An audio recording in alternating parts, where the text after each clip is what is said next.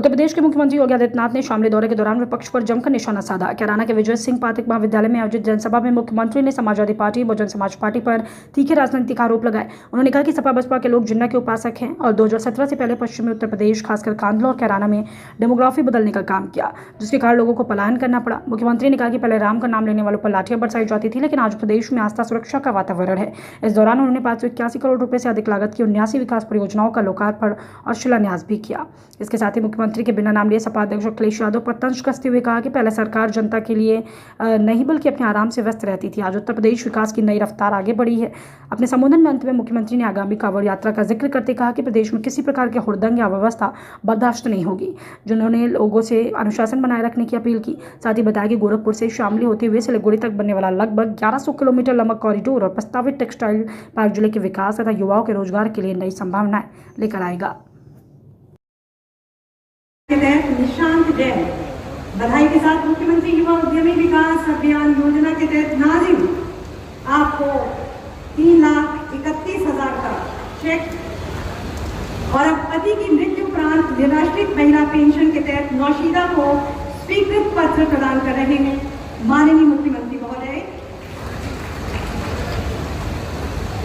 मुख्यमंत्री बाल सेवा योजना के तहत अक्षिता जैन स्वीकृति पत्र के लिए, इसी के तहत और विद्युत सखी हेतु प्रशस्ति पत्र। इसी के साथ उत्तर प्रदेश मुख्यमंत्री युवा स्वरोजगार योजना के तहत निशांत जैन, आप सबकी तालियां मंच तक जरूर आए।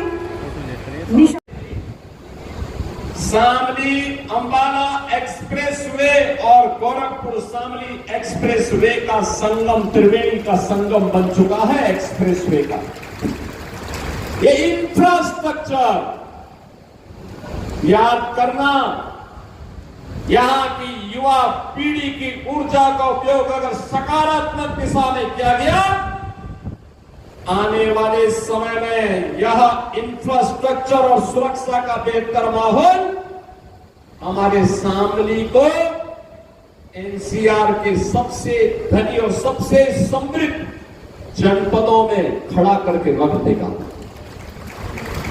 याद करिए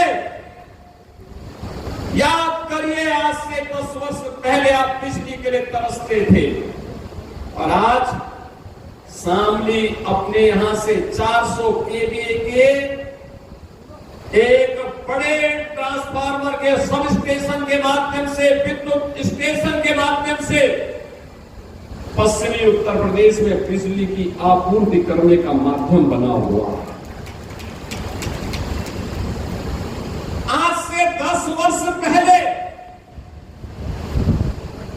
मेडिकल की सुविधाएं नदारद थी। पहले ही 3 वर्ष के अंदर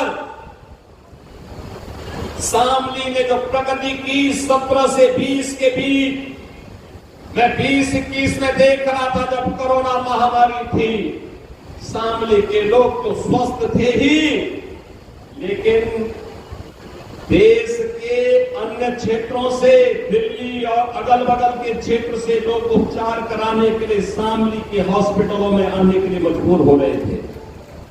बहनों और भाइयों,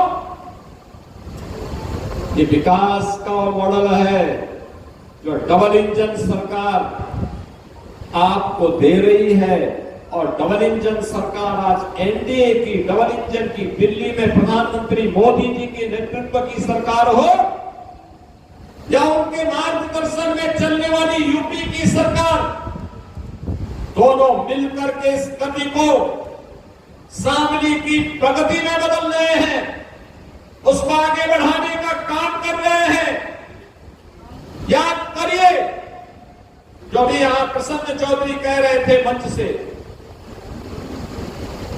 यहां के जनप्रतिनिधि चौधरी जयंत सिंह जी ने भी, चौधरी वीरेंद्र सिंह जी ने भी, मोहित बेनीवाल ने भी, सुरेश राणा जी ने भी, सुरेश राणा तो हमारे गन्ना मंत्री थे, आज जो भी हमारे सामने चीनी मिलों की चलती हुई स्थिति है उसमें जो सुधार है, यह स्वतंत्र भारत के इतिहास में चौधरी चरण सिंह जी के बाद अगर उस चीनी मिलों के पुनरुद्धार का बीड़ा किसी ने उठाया है तो इसी माटी के सपोज से सुरेश राणा ने 2017 में उठाई थी।